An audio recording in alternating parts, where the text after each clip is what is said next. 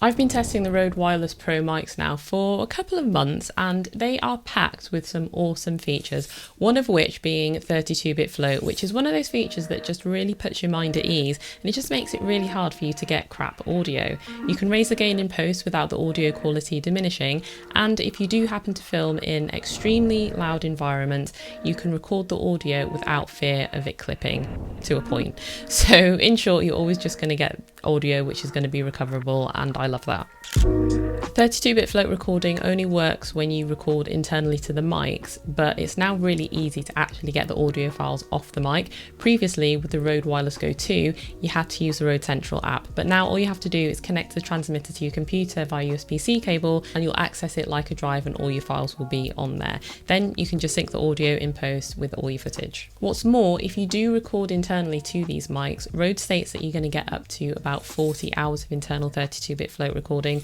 I haven't personally tested this fully, but I have recorded all day over a couple of days with plenty of juice left over at the end. So yeah, it's a huge amount, and I guess it just gives you that buffer if for whatever reason you haven't charged everything in a while. Another feature that's really handy is timecode, particularly if you film with action cameras like the GoPro Hero 12 or the DJI Action 4, both of which also have a timecode feature. If you shoot with either of these cameras and you don't actually want to connect the mics directly to the camera and bake the audio into the footage, but instead record the audio internally to the transmitters so that the audio is separate, you could just clap or shout or whatever it is that you do to create an audio spike for easy syncing in post, but you can also just as easily use timecode and sync your footage and audio that way for precise syncing.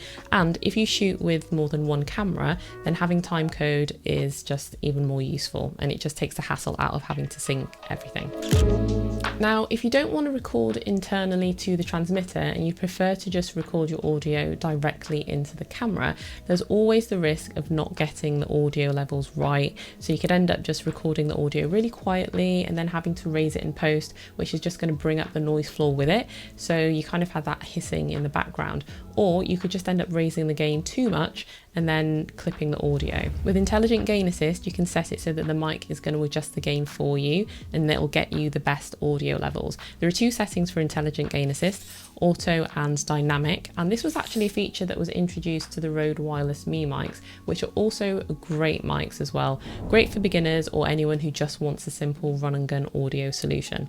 But essentially, using dynamic is going to be the best setting when your environment is consistent in terms of noise. So if you're indoors in a quiet place or in a controlled environment, then you can just set it to dynamic. Whereas if you're at an event or you're outdoors in a constantly changing environment, when the audio levels are loud, or say you're interviewing someone and the levels are just jumping around, then using auto is going to be the best option. And of course, you can just switch this off as well so that you can manually adjust this yourself.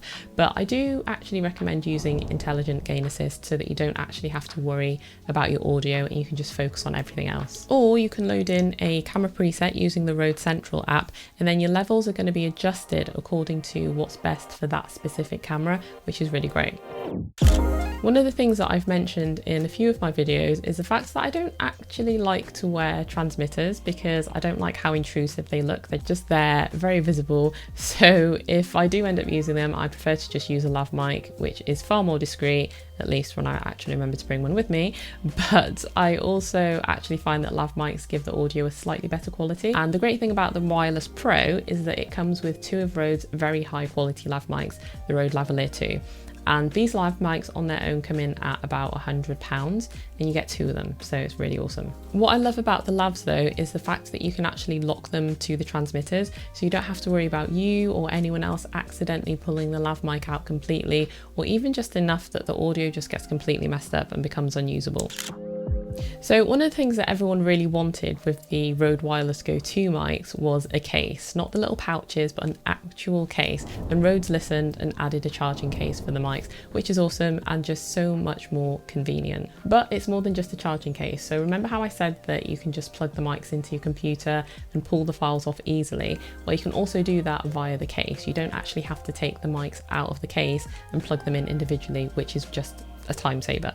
So you can actually use the case to apply a firmware update to all the devices at once as well. So when they're all in the case, if you just plug your case into the computer, open the Rode Central app, you'll see them all there, and you can just add a firmware update to all of them at the same time. So in terms of charging, the case is going to provide 2 complete charges for the mics and the receiver, which is pretty awesome, and the case itself takes about 2.5 hours to actually fully charge.